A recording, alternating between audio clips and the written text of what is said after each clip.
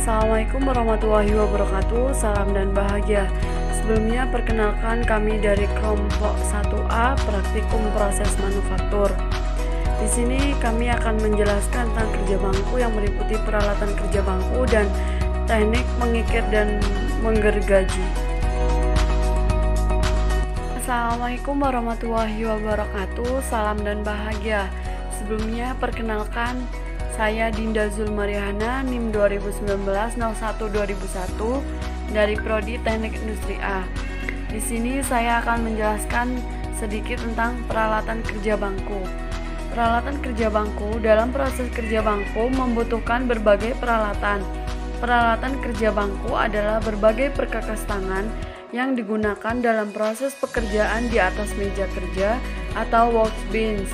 Peralatan kerja bangku digunakan untuk membantu berbagai proses pengerjaan kerja bangku.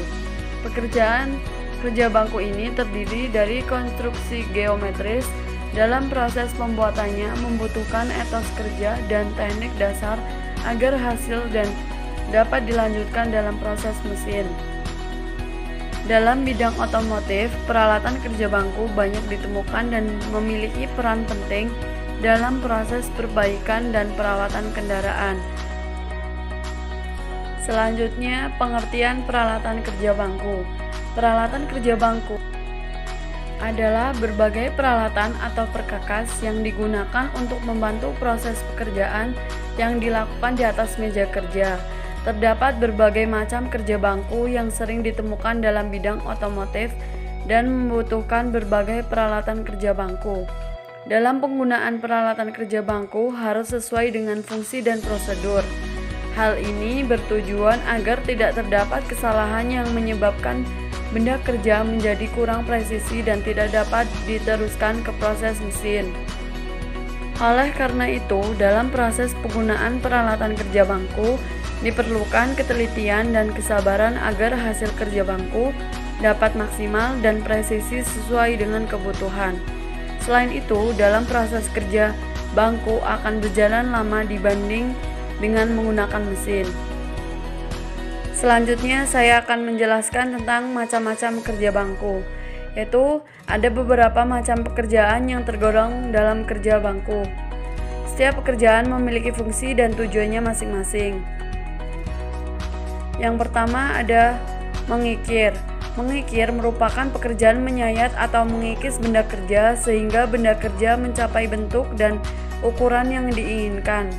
Hasil sayatan atau kikisan berupa gram lembut. Yang kedua ada memahat.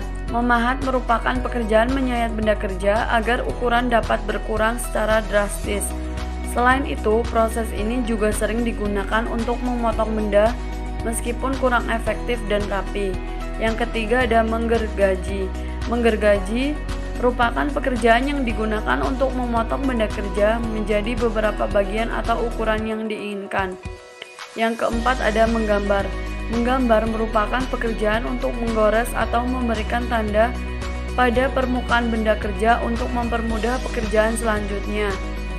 Yang kelima ada menekuk. Menekuk merupakan pekerjaan yang digunakan untuk merubah bentuk benda kerja sesuai dengan yang diinginkan. Dan yang terakhir ada mengebor. Mengebor adalah pekerjaan yang digunakan untuk memberikan sebuah lubang pada benda kerja untuk proses pekerjaan selanjutnya. Assalamualaikum warahmatullahi wabarakatuh. Salam dan bahagia.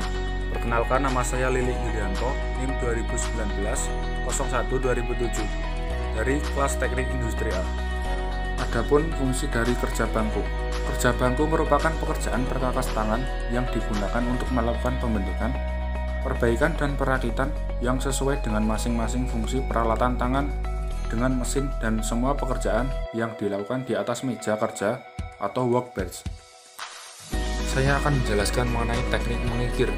Mengikir adalah salah satu kegiatan meratakan permukaan benda kerja hingga mencapai ukuran, rataan, dan kehalusan tertentu dengan menggunakan kikir yang dilakukan dengan tangan. Dalam hal ini, untuk mendapatkan hasil pengikiran yang presisi dan maksimal, diperlukan pemahaman tentang jenis dan karakteristik kikir sebagai alat peraut atau pengikis. teknik-teknik mengikir yang baik. Selain itu, pekerjaan mengikir juga diperlukan tenaga yang kuat dan harus telaten, ulet, dan teliti. Dengan demikian, pekerjaan mengikir dapat dikatakan sebagai dasar keterampilan untuk pembentukan seseorang menjadi praktisi permesinan yang profesional dan handal. Kegiatan mengikir bukan hanya meratakan dan menghaluskan sebuah permukaan benda kerja hingga mencapai ukuran, kerataan, dan kehalusan tertentu, melainkan juga harus tercapai kesejajaran dan kesikuannya. Menentukan bidang dasar yang dimaksud dengan bidang dasar adalah bidang yang dijadikan acuan untuk pengambilan ukuran, kesikuan, dan kesejajaran terhadap bidang lain. Suatu pekerjaan yang berbentuk balok minimal harus mempunyai 3 bidang dasar, di mana bidang dasar tersebut diambil dari bidang yang berbatasan satu sama lain.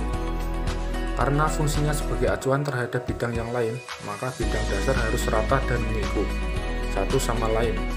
Bidang dasar ditentukan secara berurutan, mulai ditentukan dari bidang yang paling luas hingga yang paling kecil, serta demikian pula dengan urutan pengerjaannya. Mengatur ketinggian ragum harus diatur sesuai dengan kebutuhan pengerjaan. Untuk pengerjaan kasar, di mana tenaga pengerjaan diperlukan lebih besar, tinggi ragum diatur lebih rendah. Untuk pekerjaan presisi, ragum diatur lebih tinggi, dan untuk pekerjaan yang umum, tinggi ragum diatur setinggi siku pada lengan. Dalam setiap proses industri ada standar operasional prosedur atau SOP. Begitu juga dengan proses pengikiran. Namun, SOP tersebut tidak akan dibahas di sini, melainkan hanya teknik kerja umum pengikiran pekerjaan ini tentunya, yang banyak dilakukan di Departemen Deburing dan bisa diberikan oleh instruktur leader kepada operator baru. Assalamualaikum warahmatullahi wabarakatuh. Salam dan bahagia. Perkenalkan, nama saya Ilham dari Purnomo dengan NIM 201901209. Di sini saya ingin menjelaskan tentang teknik menggergaji. Untuk pemotongan yang tidak presisi, awal penggergajian dapat langsung dengan gergaji itu sendiri. Adapun cara pemotongan dengan gergaji tangan sebagai berikut. Yang pertama, membuat alur. Tinggi mulut catok atau ragum sama seperti pada waktu mengikir. Bagian yang digergaji harus sedekat mungkin dengan mulut catok atau ragum. Pada permulaan menggergaji, tahan sisi gergaji dengan ibu jari. Namun, untuk pemotongan yang dianggap presisi, sebelum digergaji benda kerja harus ditandai terlebih dahulu dengan kikir seketika sebagai jalan awal penggergajian. Kemudian yang kedua, awal penggergajian.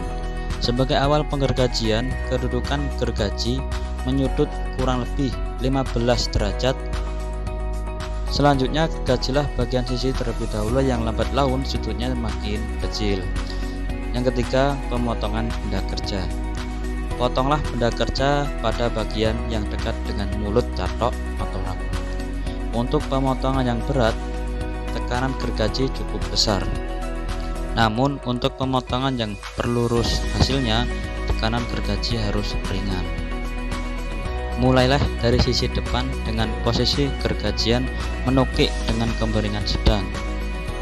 Tekanan diberikan saat gergaji didorong ke depan. Kemudian tekanan dikurangi pada saat gergaji ditarik mundur. Selanjutnya, untuk memudahkan pemotongan, berbagai macam bahan yang akan digergaji dapat dipilih daun gergaji dengan jumlah gigi yang sesuai. Kemudian bahan lebih lebar. Bila bahan yang akan digergaji melebihi lebar sengkang gergaji, maka pemasangan daun gergaji harus diputar 90 derajat.